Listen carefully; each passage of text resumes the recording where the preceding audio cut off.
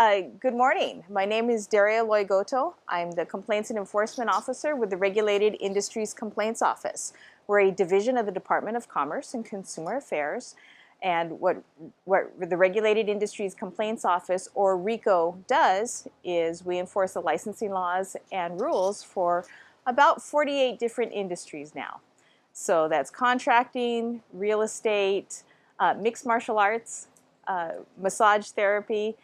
We are jacks of all trade and masters of none. By far, the most work that we do is in the area of contracting, and especially unlicensed contracting. So briefly, in the state of Hawaii, a license is required for any job where the labor and materials is $1,000 or more. A contractor's license is also required anytime a building permit is required for the project, regardless of cost.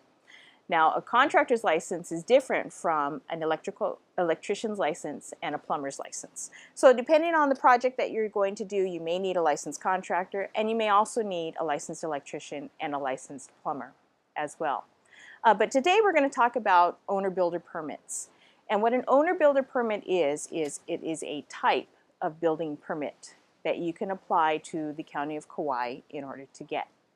Now, typically for a lot of projects, depending on the kind of work that you're going to do, you may need a building permit, you may need an electrical permit, you may need a plumbing permit.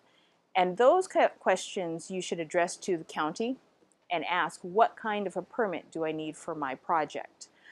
There is an exception for homeowners who would like to do the work themselves, and that is the owner-builder permit. So again, what is an owner-builder permit? Well, an owner-builder is a property owner who has an owner-builder permit from the county to build or improve residential or farm structures to use either by the owner or his or her grandparents, parents, siblings, or children. I'm going to refer you to a nice handout that you're going to take home today. That is a summary of Hawaii's owner-builder law. This is not all the information that you need. We really encourage you to pick up the various laws and the rules and to read for yourself and decide for yourself whether or not an owner-builder permit is right for you. But essentially, the owner-builder, because it's limited to the owner-builder's own use, there are restrictions for what you can do with the property after you develop it or after you do the renovation work as an owner-builder. So the owner-builder law, or the owner-builder permit, is again going to apply only for the property owner who is building to do the improvement for themselves. So it's limited to yourself. It's not available for industrial or commercial buildings. All right, so what does an owner-builder permit allow you to do? As the owner-builder, think of it this way, and there will be a test at the end, okay? As an owner-builder, you're stepping into the shoes of a licensed general contractor, and we're going to treat you like a licensed general contractor. So, after you sign that permit application, it's like somebody has waved a magic wand, and now you're effectively able to do licensed contracting work in the state of Hawaii. But with that comes a lot of responsibilities. So we're going to hold you to the standard of being a licensed contractor. So let's just talk really briefly just about the process itself. There is a permit application that's available from the County of Kauai. The permit application is going to be signed by you as the owner and not by the contractor. And by affixing your name to that, we strongly encourage you to read all of the language that permit includes.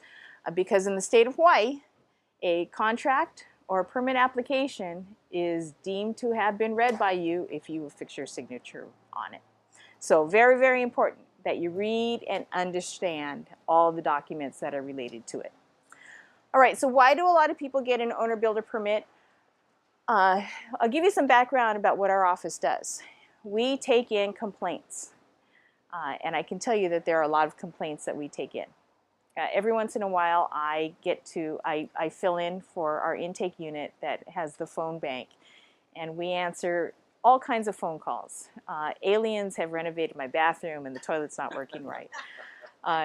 when you call yourself the complaints office, you tend to get a lot of calls. But a lot of the calls we get, a lot of the complaints that we get filed are filed about unlicensed contracting. And typically the complaints are, I hired an unlicensed contractor and they didn't complete the work. Or I hired an unlicensed contractor and the work is not being done correctly. So those are the kinds of complaints that we get. And what we really encourage people to do is to think carefully before they hire a licensed contractor and decide what kind of a renovation project you plan to do. But a lot of people tend to get the owner builder permit. Why do you think? Save money. The owner builder permit, I understand, is less expensive than having a contractor do the permit themselves. But you're also signing on for a lot more liability. And we'll talk a little bit about that as well. Many times, the complaints come to us that a homeowner has signed an owner builder permit because an unlicensed contractor put the piece of paper in front of them and said, sign here. So unlicensed contractors are going to know they can't get the permit themselves. The County of Kauai is going to check the contractor's license number and make sure that that license is current and active with us. So an unlicensed person is not going to be able to get the permit. And they may ask the homeowner to sign it. We've had cases with elderly folks who have signed the paper, not reading it, not knowing what it entails. So we really encourage people, you've got to read that piece of paper. But a lot of times people will get the owner builder permit because of money considerations. So we'll talk a little bit about today about why you should really consider whether or not you should get an owner builder permit. All right. Why would you maybe not get an owner builder permit? Well, you may not want to be an owner builder if you're not comfortable with contracts, if you're not familiar with the tax laws, and you're not familiar with labor laws. Because as the owner builder, you're on the hook for everything. So because why? You step into the shoes of the, yes, of the contractor. Okay, we will have prizes at the end, don't worry. So as an owner builder, you're required to hire employees and you're required to comply with all of the laws. So workers' compensation, occupational safety and health. It's going to be your responsibility to do that. Another way, besides hiring employees and putting them on your payroll, as a owner builder, you can enter into contracts with subcontractors, and they become subcontractors on your project. Those subcontractors have to be licensed, and if they're not licensed, then our office may investigate you for aiding and abetting unlicensed activity. Right. If you bring on subcontractors, you need to make sure that they're all properly licensed and that they're licensed to do the work that you need them to do. So a drywall subcontractor can't do plumbing work. We see a lot of issues that have to do with contractors who are licensed in a very narrow area and may expand the scope of their work without having the appropriate license to do so. For example, you may hire somebody to build a rock wall, and that person may say, I can also build your kitchen. Right. You need to make sure that that individual is licensed, specially licensed in the area that you need them to be licensed in. Right. So even if you have, as an owner builder, family and friends help you with your project, you may need to talk with your insurance carrier about what kind of insurance you may have on your property in order to cover any work comp accidents that happen. Or any other accidents that may happen on a job site. And keep in mind that job sites are inherently dangerous places. Neighbor children like to play on them, things get stolen off of them, a lot of things can happen. I know that I tell this story a lot, but it really kind of illustrates. We had a victim who was probably, I think she was in her late 80s, and as a favor, hired her next door neighbor's son to do some work on her roof, and he fell off, and $200,000 later that homeowner was in negotiations with her insurance company to see whether or not they would cover an industrial accident like that. And I can tell you that most homeowner policies will not. So if you're going to be an owner builder, you need to consider whether or not you need additional insurance or a different kind of insurance to cover that job site. Right, and as an owner builder, you would also have to make sure any electrical work is done by licensed electricians, any plumbing work is done by licensed plumbers, and to make sure that you have the proper permits for that. All right, so why else do you think carefully about being an owner builder? Well, if you don't plan to be on the project and you don't plan to regularly inspect the project, you should probably not be the owner builder, because it will be your responsibility for that project.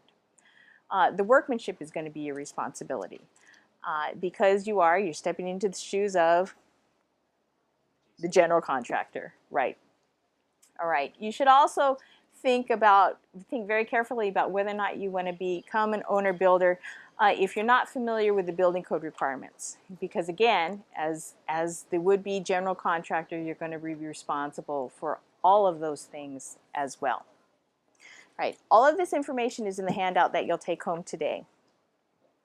Right, the other restriction that you have as an owner builder is you cannot sell or lease the property within 1 year from completion.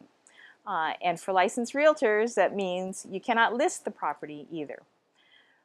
And that may be aiding and abetting unlicensed activity as well. So you are prohibited, and the reason for this is the owner builder permit is really designed to assist homeowners to build their own projects and to renovate their own projects, and not for reuse or resale or to put out in the commercial market. What happens if you're an owner builder and you sell within the 5 year? Well, you face a penalty of up to $5,000 or 50% of the permit value of the work. $5,000 or 50% of the permit value of the work, whatever is greater. You also can't obtain an owner builder permit for 3 years. Yes, sir. Oh, you said 5 years or a year? 1 year. 1 year. It's a $5,000 fine or 50% of the permit value of the work. And is the sale from when they get their certificate of occupancy? You know, I think or is it you have to check with the county of Kauai on that. Yeah. Yeah. Sure. Right. Now, if as an owner builder you have an unforeseen hardship, and the cases that we see are typically a family is going through divorce and the court is ordering the sale of the property. If you have a court order that says that you can sell the property within a year, then obviously there might be an exception to it. The Contractors Licensing Board also has an application program where if you would like to sell an owner-builder project within the 1 year time frame, you can apply to the board for a hardship application, with a hardship application, and the board will take that into consideration. All right, so reasons why you should think seriously about becoming an owner builder. Again, stepping into the shoes of the general contractor. As such, you're going to have to be familiar with contracts, labor laws, tax laws, building permit process, and you really should be on site to oversee that project. Right. You've also got to, as an owner builder, keep the documents and records from an owner builder project for 3 years after completion of the project. And that's really for county and state agencies like the Regulated Industries Complaints Office to be able to conduct an investigation after an owner builder project has been completed. You mentioned needing a licensed plumber electrician, but let's just say I want to build a house. I could do the foundation, I could do the carpentry, I couldn't do the electrical at all. Is that correct? We can talk a little bit about that after, Okay. After today's presentation. Okay. So let me leave you folks with our top 10 tips for consumers. All right, so that's the second handout.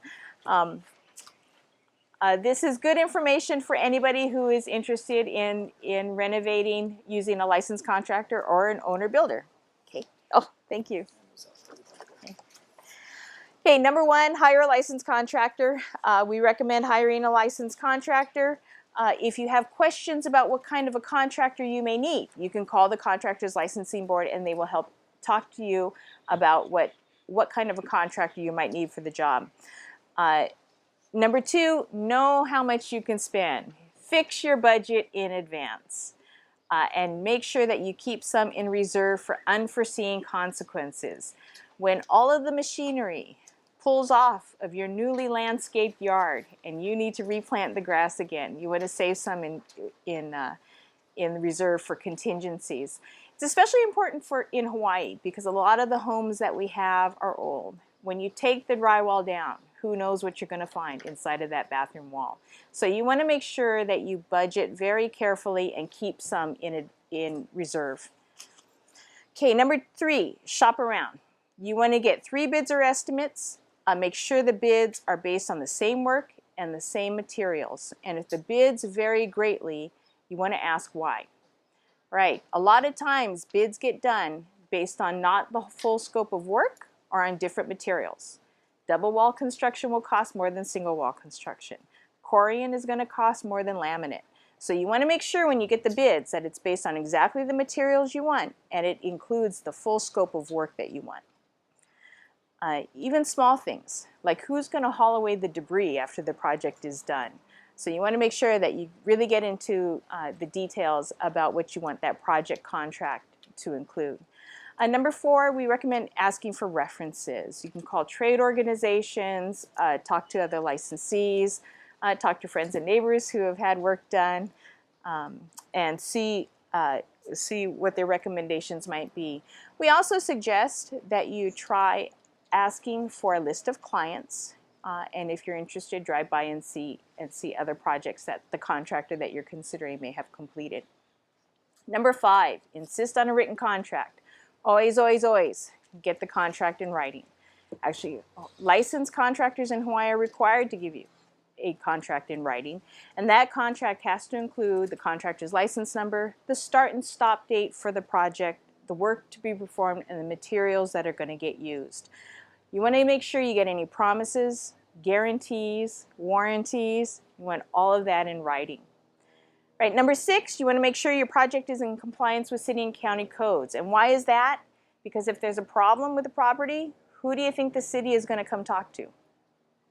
The property owner, right? Right, so you want to make sure that you're clear with the contractor. If I need a permit, who's going to get it? Are you going to get it or am I going to get it? And as we've just talked about, if the contractors, if you want to consider being an owner-builder on the project, read the other handout that we're sending home with you today. Right, number 7, monitor the job and keep good records. If you get any change orders, you want to get that in writing. You want to keep a file folder of all of the documents that are related to your project, all of the books that talk about the installation of your new dryer. You want to keep all of that in the same place. Any of the project documents related to that in the same place. In today's digital age, very easy to take pictures of the project as it is progressing. And then if you need to go back and check and see, did I really order the Corian countertops instead of the laminate, then you have a record of what happened on the project. Number 8, pay as you go. This is probably the biggest hint that you'll take home with today. Week after week, and I've been doing what I've been doing for a long time. We get the same information, the same complaint. I paid the contractor $40,000 and he never came back. If you're going to work with an unlicensed contractor, you're going to work with a licensed contractor. Never pay the money up front. You're going to want to set a schedule and you're going to hold some in reserve before you make that final payment. Right, number 9, know who your subcontractors are. And avoid liens. A licensed contractor is going to bring on a lot of different people to do a lot of different things on the project. There may be a painting subcontractor, there will be electricians, there will be plumbers, there will be maybe a drywaller, carpet installer. All of those are kind of different components, different parts that are happening in this bigger picture, which is your project. You want to make sure that those individuals are getting paid. Because what happens if the drywaller doesn't get paid at the end of the project? He's going to come to you. So you want to work carefully with your contractor, make sure all of those individuals who are coming in to do work are getting paid. The other thing is a very practical matter. In Hawaii, a lot of us, everybody works during the day. So a lot of times you're handing over your keys to your contractor while they're in there during the day doing the work. If your contractor is handing over your keys to a subcontractor, you might want to know that as well. All right, and the last thing do a thorough walkthrough, and you want to take care of any punch list items immediately. For some reason, it's really, really hard to get somebody to come back and do those ticky-tack little last things that have to get done when a project has ended. So make sure that immediately after you're done, you're going to do a walkthrough. You want to write down all the list of things that you think need to be done, and you want to have that conversation with your contractor very, very soon after the project is completed. Because a year or 2 years is probably a long time to wait before coming to our office and telling us that the project hasn't been completed yet. It's a good time to give the final check once the punch list is. It is a good time to give the final check once the punch list is completed. These and other tips, more information is available at our website, and the website information is available in the information that you will take home with you. Again, thank you so much for having an interest and for coming out today. Education is very, very important. It takes a lot to get together a construction project. Even a remodeling project is a lot of work, as I keep telling my husband, So do your homework. If you have questions, call our office. We're available 7:45 to 4:30 each day. We've got a phone bank of people who will verify licensing information for you and also give you prior complaint history information. If we've taken action against an unlicensed person, that information will be available to you. So thank you so much for coming out today. Enjoy the rest of the show, and thank you to the Contractors Association of Kauai for inviting us here today.